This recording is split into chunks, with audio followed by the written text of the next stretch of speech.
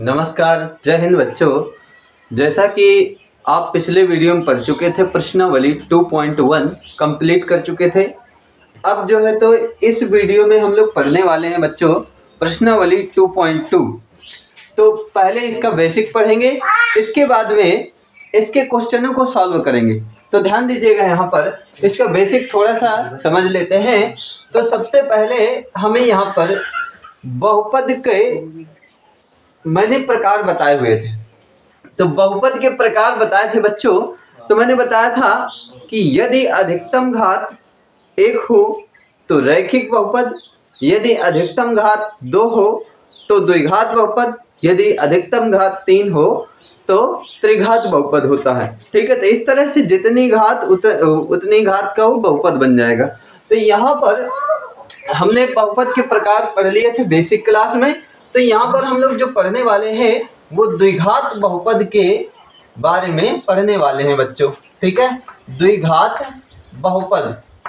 तो द्विघात बहुपद क्या होता है, सबसे पहली बात समझने वाले हैं कि द्विघात बहुपद का मतलब है कि ऐसा बहुपद जिसके चर की अधिकतम घात 2 होती है उसे द्विघात बहुपद कहते हैं। ठीक है, और द्विघात बहुपद का जो व्यापक रूप होता है बच्चों, तो वो ध्यान दीजिएगा क्या होता है। जो इसका व्यापक रूप होता है उसको समझना है। देखिए, व्यापक रूप,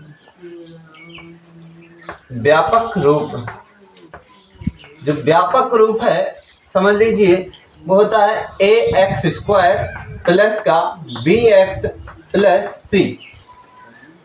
तो ये व्यापक रूप होता है। तो इस व्यापक रूप को अगर ध्यान से समझें तो समझिए, ये जो x के गुणे में दिए गए हैं बच्चों और ये अचर पद दिया गया है, तो इनको हम लोग कहते हैं गुणांक। ठीक है, तो इसमें दो चीजें होती हैं, गुणांक और शून्यक। तो बच्चों मैं यहाँ पर गुणांक लिख लेता हूँ। गुणांक क्या होते हैं,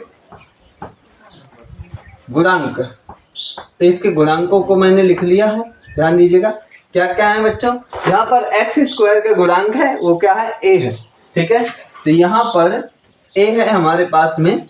x² का गुणांक हम कह सकते हैं कि ये हमारे पास में जो a है वो हमारा x² का गुणांक है। x² का गुणांक जो है क्या है बच्चों, a है। ठीक है, और यहाँ पर x का गुणांक है वो क्या है बच्चों, ध्यान दीजिएगा यहाँ पर b है। ठीक है, अच्छा यहाँ पर इस तरह से ये मैं गुणांक लिख रहा हूँ। इसका और अचर पद दिया गया है। अचर पद क्या है बेटा, यहाँ पर अचर पद जो है वो c है। ठीक है, तो ये हमने गुणांक लिखे हुए हैं। अब इस बहुपद को यदि हम सॉल्व करेंगे, ठीक है, इस बहुपद के गुणनखंड करके हम सॉल्व करें तो इसमें मान लो x के कुछ मान प्राप्त होते हैं। x के ऐसे मान प्राप्त होते हैं जो बहुपद में रख देने से बहुपद को शून्य कर देते हैं, मतलब बहुपद का मान शून्य प्राप्त हो जाता है। इसलिए इन मानों को हम बहुपद का शून्यक कहते हैं। ठीक है, तो यहाँ पर मान लेते हैं कि जो मान प्राप्त होते हैं इसके, ठीक है, जो मान प्राप्त होंगे, तो यदि 2 घात का बहुपद है तो 2 मान प्राप्त होंगे। यदि 1 घात का बहुपद है तो 1 मान प्राप्त होगा। अगर मान लो 3 घात का बहुपद है तो 3 मान प्राप्त होने वाले हैं, मतलब 3 शून्यक प्राप्त होने वाले हैं बच्चों। तो यहाँ पर घात जितनी होगी उतनी ही शून्यक प्राप्त होंगे।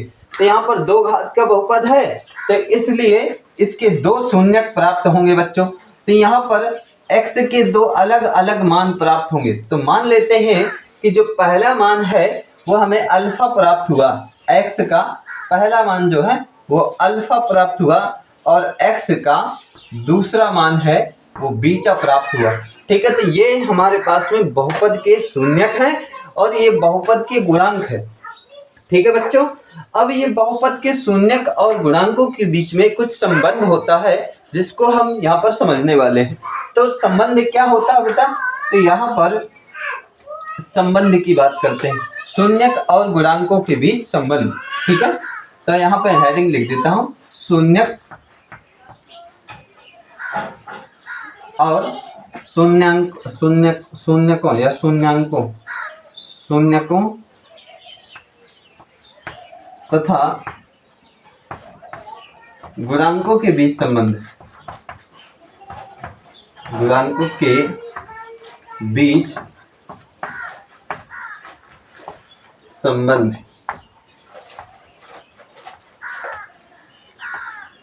ध्यान दीजिए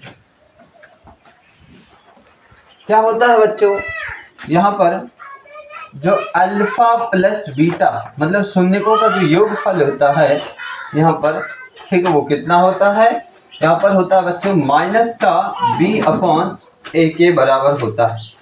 ठीक है, तो ये होता है हमारा शून्यकों का योगफल के रूप में।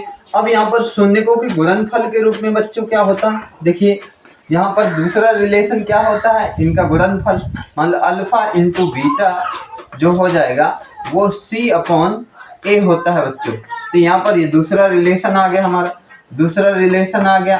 तो इस तरह से शून्यकों तथा गुणांकों के बीच में दो संबंध को प्रदर्शित किया गया है। तो यहाँ पर हमने इसका बेसिक कंप्लीट कर लिया है बच्चों। अब इसके बाद में हम इसके क्वेश्चनों को एक एक करके सॉल्व करने वाले हैं बच्चों। ठीक है, तो ध्यान दीजिएगा। तो इसका क्वेश्चन है,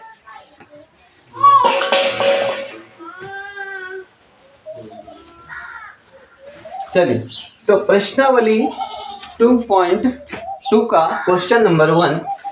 तो क्वेश्चन नंबर 1 का जो फर्स्ट पार्ट है बच्चों उसको सॉल्व करने वाले हैं। तो यहाँ पर फर्स्ट पार्ट, ठीक है, तो क्वेश्चन दिया गया है बच्चों x² माइनस का 2x और माइनस 8 ये बहुपद दिया गया है। इसकी अधिकतम घात 2 है, इसलिए ये क्या है बच्चों, ये हमारा द्विघात बहुपद है। ठीक है, ध्यान से देखिए यहाँ पर सबसे ज़्यादा बड़ी घात क्या है, 2 है, इसलिए ये क्या है, ये हमारा द्विघात बहुपद है। ठीक है, तो सबसे पहला काम क्या है, आपको एक काम करना है बच्चों कि इस बहुपद की तुलना करनी है आपको। तो बहुपद की तुलना करेंगे तो ध्यान दीजिएगा, यहाँ पर लिखना है ax², इसका व्यापक रूप जो होता है उसी से तुलना करना। ax² प्लस का bx प्लस c से तुलना करेंगे। तो तुलना करेंगे बेटा, तो यहाँ पर x² के गुणे में जब कुछ भी नहीं लिखा होता इसका मतलब उसके गुणे में 1 होता है, 1 सबके गुणे में पाया जाता। तो यहाँ पर बेटा हम लिख सकते हैं कि a बराबर 1 आ जाएगा, और यहाँ पर x² का गुणांक a है, यहाँ पर x² का गुणांक 1 है। ठीक है बच्चों, ठीक, यहाँ पर x का गुणांक b है, यहाँ पर x का गुणांक -2 है।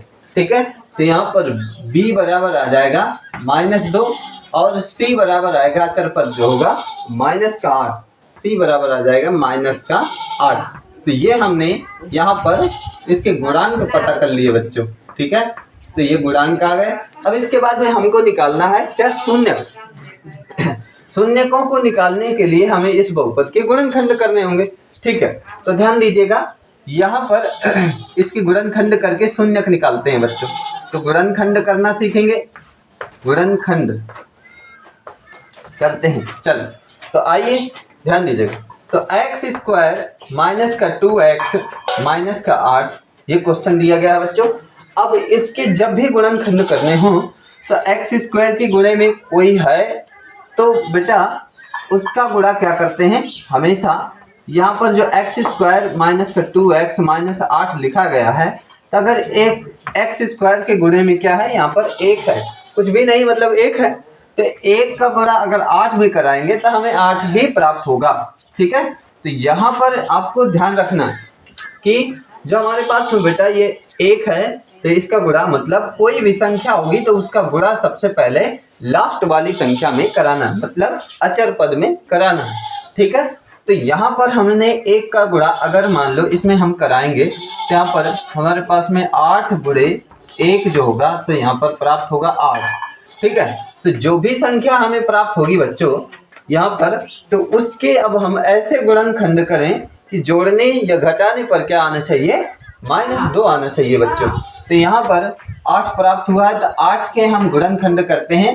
तो यहाँ पर आपको पता है कि 4 दूनी 8, तो 4 दूनी 8, तो यहाँ पर 4 दूनी 8 आ गया है। अब ध्यान दीजिएगा कि यहाँ पर हम 4 और 2 को किस तरह से ऐड करें या इसको जोड़ें या घटाएं, तो कितना -2 प्राप्त होगा बच्चों। तो यहाँ पर एक काम कर सकते हैं आप कि माइनस का 4 कर दें और प्लस का 2 कर दें और इसका फाइनली रिजल्ट निकालें बेटा, तो यहाँ पर -2 प्राप्त हो जाएगा। ठीक है, तो यहाँ पर देखिए हमारा बहुपद के गुणनखंड हो चुके हैं। तो एक बार क्या करेंगे, यहाँ पर x² माइनस का 4x और प्लस का 2x -8, तो इस तरह से इसके गुणनखंड हो चुके। अब ध्यान दीजिए, इसमें कॉमन कर लेना है बच्चों। तो कॉमन करेंगे तो कैसे, ध्यान दीजिएगा, यहाँ पर x² है, मतलब x 2 बार है।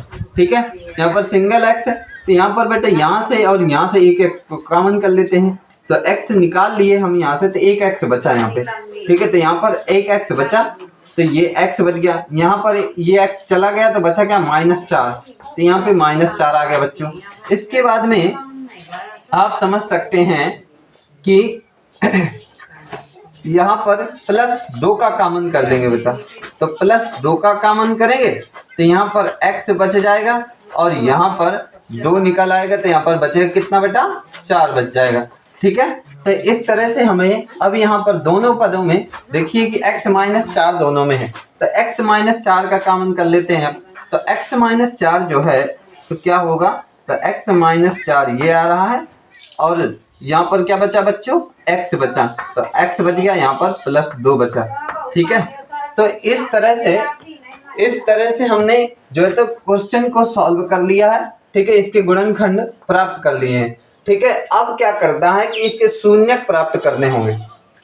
तो जब शून्यक प्राप्त करना होता है तो उनके गुणनखंडों को हम शून्य के बराबर करते हैं, तो x के जो मान मिलते हैं वही हमारे शून्यक होते हैं। तो यहाँ पर ध्यान दीजिएगा, x -4 बराबर 0 करेंगे तो x बराबर हमें 4 मिल जाएगा बच्चों। ठीक है, जो कि हमारा यही हमारा एक शून्यक है, मतलब ये अल्फा का मान हमें प्राप्त हो गया, अल्फा बराबर 4 आ गया बेटा। इसके बाद में हम x + 2 बराबर 0 करेंगे तो x बराबर क्या आ जाएगा हमारे पास में, -2 प्राप्त हो जाएगा। तो ये हमारे पास में x का मान प्राप्त हो गया दूसरा, तो ये हमारे पास में ये बीटा हो गया, तो बीटा का मान -2 प्राप्त हो गया बच्चों। ठीक है, अब यहाँ पर इसमें इस क्वेश्चन में ये पूछा गया है बच्चों कि शून्यक और गुणांकों के बीच में संबंधों की जांच करनी है।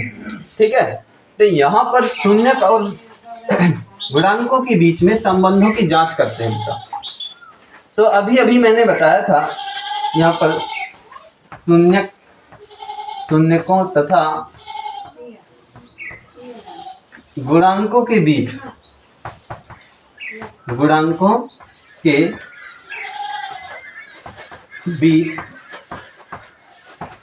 संबंधों की जांच,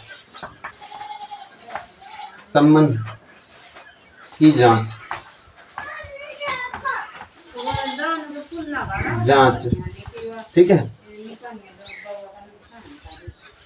जांच, ठीक है बेटा, इसमें लिखते नहीं बन रहा।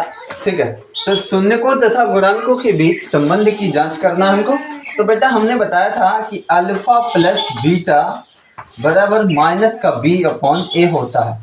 अगर हमारा ये क्वेश्चन सही है, शून्यक और गुणांक सही निकाले हैं, तो यहाँ पर ये दोनों पक्ष बराबर आने चाहिए। ठीक है, तो यहाँ पर ध्यान दीजिएगा बेटा, यहाँ अल्फा का मान कितना है, 4 दिया गया है, चल, और बीटा का मान हमारे पास में -2 है बच्चों, और यहाँ पर b का मान कितना है बेटा, यहाँ पर b का मान -2 है और a का मान हमारे पास में 1 है। तो यहाँ पर ध्यान दीजिएगा, 4 में 2 चले जाएंगे तो यहाँ पर 2 बचने वाला है, यहाँ पर माइनस प्लस हो जाएगा बेटा, तो ये माइनस प्लस हो जाएगा। इसके बाद में बटे में सबके 1 होता है तो उसका कोई मतलब नहीं, तो यहाँ पर दोनों पक्ष बराबर आ चुके हैं, तो हम कह सकते हैं कि हमारा यह संबंध सही है, मतलब कि हमने शून्यक और इसके गुणांक सही निकाले हैं बच्चों। तो अब देख लेते हैं दूसरा वाला संबंध क्या होता है, अल्फा इंटू बीटा बराबर क्या होता है बच्चों, यहाँ पर सी अपॉन ए।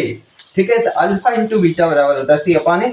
तो अल्फा का मान कितना दिया गया है, देखिए अल्फा का मान निकाला है हमने 4, ठीक है 4 निकाला है, बीटा का मान -2 निकाला है।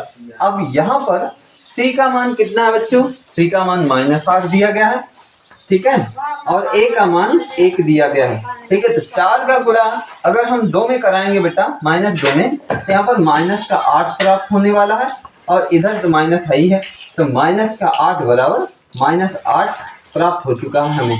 ठीक है, तो इस तरह से हम इस क्वेश्चन को फाइनली सॉल्व कर चुके हैं। तो ये हमारे संबंध के दोनों पक्ष बराबर आ चुके हैं।